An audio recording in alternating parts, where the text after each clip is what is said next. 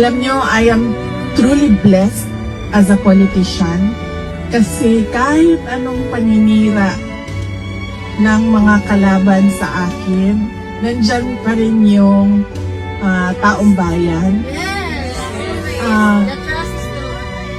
The supporters from 2015, from 2016, from 2019, from 2022, nandyan pa rin kayo. At hindi kayo, and then you know how to discern ano yung paninira at ano yung katotohanan. And for that, I am truly blessed.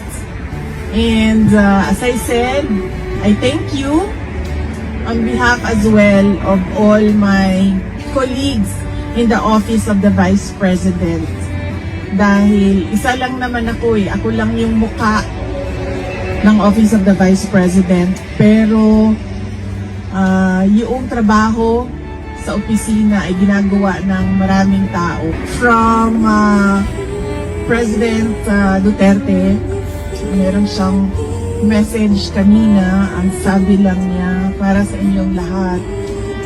Nandito kami, meaning siya, ako, at yung iba pang mga kapamilya namin, nandito kami so as long as gusto pa kami ng tao.